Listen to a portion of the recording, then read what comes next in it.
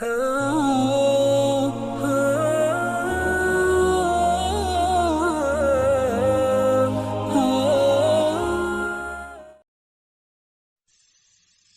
Nabi Lut alaihissalam.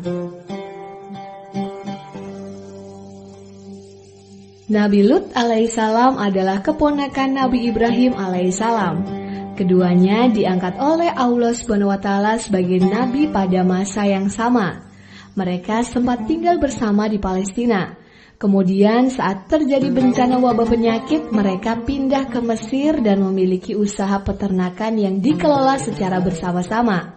Peternakan ini sangatlah besar dan membutuhkan wilayah yang sangat luas. Mereka dikenal sebagai peternak yang kaya raya, hingga akhirnya tibalah waktunya mereka harus berpisah dan hijrah meninggalkan Mesir. Nabi Ibrahim alaihissalam dan istrinya hijrah kembali menuju Palestina, sedangkan Nabi Lut alaihissalam beserta istri dan kedua putrinya yaitu Rita dan Zarata pergi ke Yordania dan bermukim di kota Sodom. Di kota inilah Nabi Lut menemukan perbuatan buruk dan keji yang belum pernah ada pada zaman sebelumnya. Hal ini disebut dalam Al-Quran surat Al-A'raf ayat 88.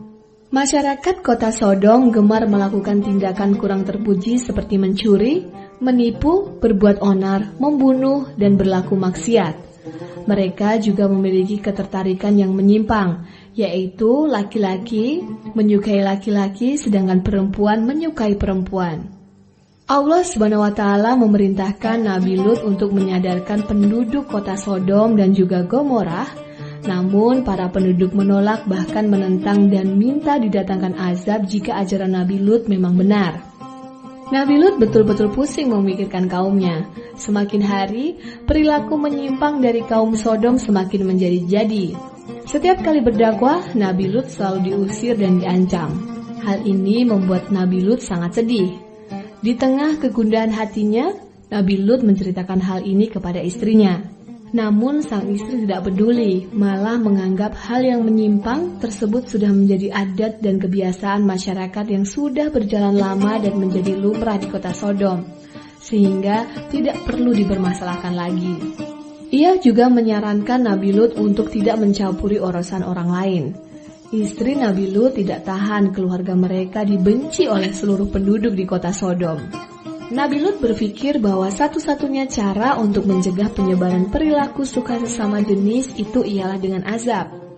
Nabi Lut berdoa kepada Allah agar masyarakat kota Sodom diberi pelajaran berupa azab di dunia sebelum azab yang menanti mereka di akhirat kelak. 3 malaikat yaitu Jibril, Mikail, dan Israfil diutus oleh Allah untuk menemui Nabi Lut alaihissalam. Mereka menyamar menjadi laki-laki yang sangat tampan. Mereka sengaja menemui putri Nabi Lut yang sedang mengambil air di tepi kota. Mereka menanyakan rumah yang bisa mereka tempati untuk bermalam. Menyaksikan ketampanan 3 tamunya, putra Nabi Lut menjadi gelisah dan khawatir. Karena penduduk laki-laki kota Sodom pasti akan mengganggu mereka. Ketiganya segera dibawa menemui Nabi Lut alaihissalam. Di rumah, Nabi Lut pun sangat terkejut melihat kemampuan 3 tamunya. Kemudian meminta kedua putrinya agar merahasiakan kedatangan tamu-tamu ini. Tapi sayang, tiba-tiba istri Nabi Lut datang dari pasar dan melihat 3 tamu laki-laki yang sangat tampan di dalam rumahnya sedang berbincang-bincang bersama Nabi Lut alaihissalam. Ia segera memberitahu orang-orang bahwa Nabi Lut juga sama dengan para laki-laki lainnya di kota Sodom, yaitu memiliki ketertarikan dengan sejenis. Istri Nabi Lut berharap para penduduk tidak lagi membenci keluarga Nabi Lut, karena telah sama perilakunya dengan mereka. Kabar ini cepat menyebar ke seluruh kota. Mendengar kabar tadi, para laki-laki kota Sodom beramai-ramai menuju ke rumah Nabi Lut karena ingin membuktikan ketampanan para tamu Nabi Lut dan meminta tamu laki-laki itu untuk diserahkan kepada mereka. Nabi Lut tidak bersedia membukakan pintu rumahnya. Ia meminta penduduk kota Sodom agar menghormati tamu-tamu dari Nabi Lut alaihissalam. Oleh karena itu, tidak dibukakan pintu, bahkan teriakan mereka tidak ditanggapi oleh Nabi Lut. Maka para laki-laki kota Sodom mengancam akan mendobrak pintu rumah Nabi Lut. Dengan tenang, 3 orang tamu Nabi Lut tadi justru meminta pintu supaya dibuka, sehingga kaum Sodom bisa masuk dan melihat mereka. Ketika pintu dibuka, warga Sodom langsung berebut untuk masuk. Tetapi tanpa dinyana, warga yang menyerbu masuk tadi mendadak matanya menjadi buta. Mereka sama sekali tidak dapat melihat. Atas izin Allah Subhanahu wa Ta'ala, para malaikat telah membutakan mereka supaya tidak bisa melihat wujud malaikat.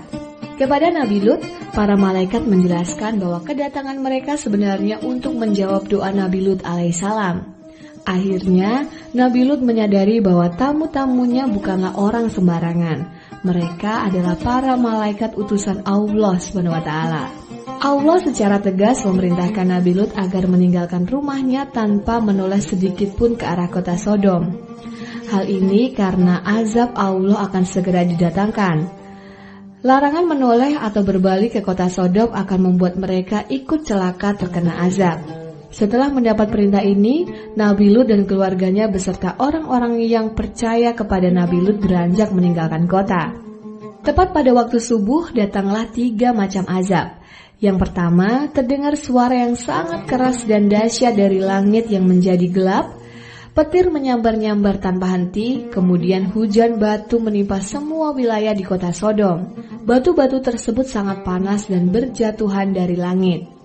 Yang terakhir, seluruh kota dijungkir balikan hingga musnahlah penduduk kota Sodom yang gemar berbuat keji.